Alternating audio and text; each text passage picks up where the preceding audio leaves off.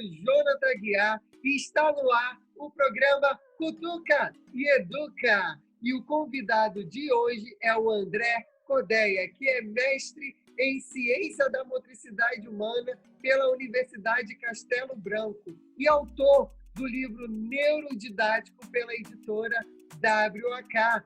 Seja bem-vindo, André, para o papo sobre repetição. E aí, repetir é fundamental para aprendermos? Meu amigo, repetição, a gente sabe, né? É fundamental para a gente aprender. Mas tem nuances que a gente vai conversar aqui sobre como é que a gente pode melhorar essa questão da repetição. Uma das coisas que eu sempre falo quando eu abordo a questão da repetição, né, da memorização, é um exemplo muito simples: música, né? A gente vai aprendendo, tirando aquelas músicas do Legião Urbana, né? O Faroeste Caboclo e Eduardo e Mônica, que não tem refrão, né? A maioria das músicas tem um refrão, e essa é a primeira parte da música que você aprende. Na verdade, por quê? Porque ela é repetida várias vezes durante a execução da música. Então, esse é um primeiro, né, start que a gente tem quando a gente fala de memorização e de repetição, né, na aprendizagem, que é exatamente isso. Quanto mais você repete alguma coisa, mais você fortalece as suas redes neuronais associadas à memória e aprendizagem, e mais você aprende. E aí eu quero saber, repetir é fundamental para aprendermos? Que é a pauta do nosso programa de hoje. Exatamente. Não, é fundamental. Não tem como você aprender sem você repetir.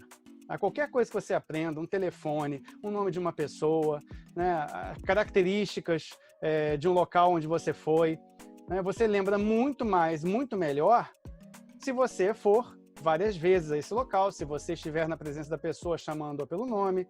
Então, isso são coisas que vão sendo associadas nas suas redes neurais àquela pessoa, àquele local, e aí você vai aprendendo as características, a noção, quem é a pessoa, como é que é esse número de telefone, enfim. Então, repetir é fundamental para a gente aprender, sim.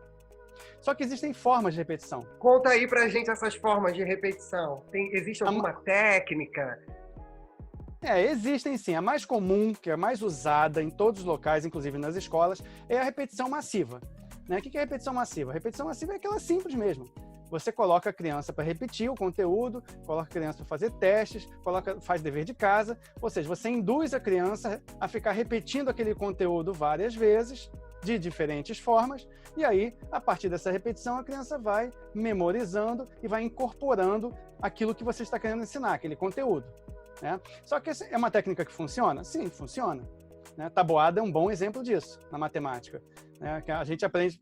Hoje tem técnicas moderninhas de aprender matemática, você tem sites que ensinam, você tem dicas de youtubers, né, com algumas técnicas muito interessantes, mas, na verdade, se você não repetir a tabuada, você não consegue aprender, né, os cálculos matemáticos, a soma, a subtração, multiplicação, divisão, enfim.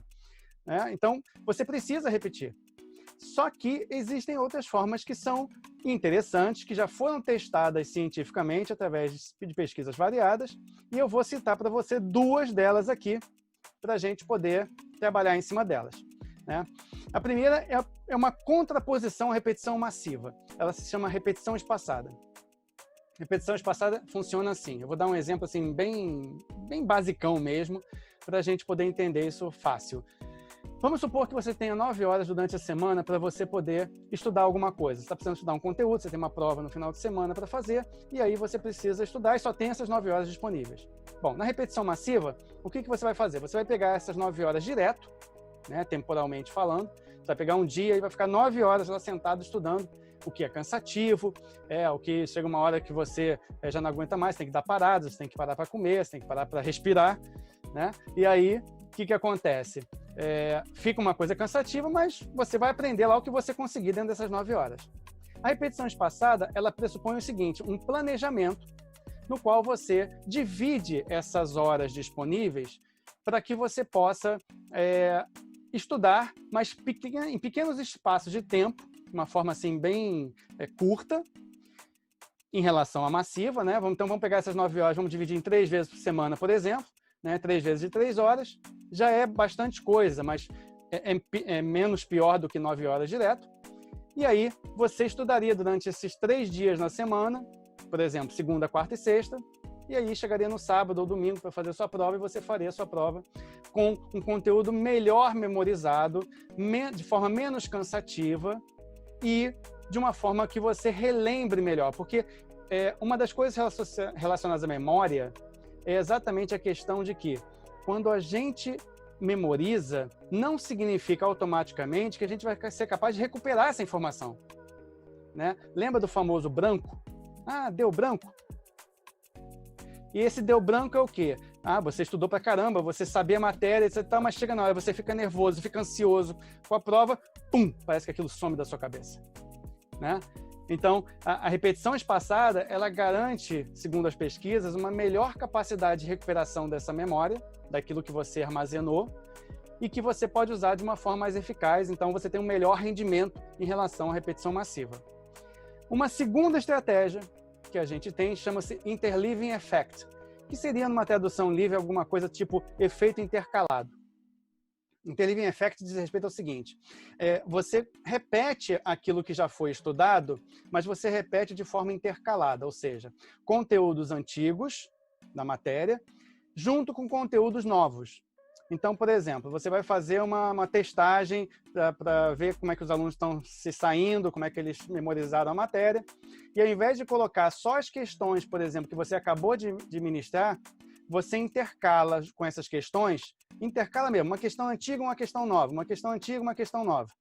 E aí, intercalando dessa forma, você consegue também, né, na medida que você vai fazendo essas revisões do conteúdo, uma melhor forma do aluno não esquecer o que já foi dado anteriormente e nem o que já foi dado agora recentemente.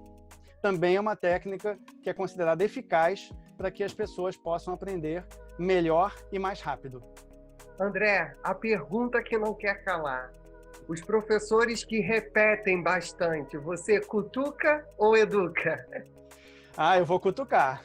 Eu vou cutucar porque a cutucada é a seguinte: não é problema você repetir a matéria. Na verdade, você tem que repetir a matéria com os alunos. Mas a gente pode usar essas técnicas um pouquinho mais comprovadas de eficácia e que elas exigem menor tempo para o aluno para que ele aprenda mais eficazmente. E isso normalmente não é usado, até por desconhecimento mesmo. Sabe, esse é um conteúdo que muita gente não tem. Muitas vezes isso não é passado até nas formações de professores.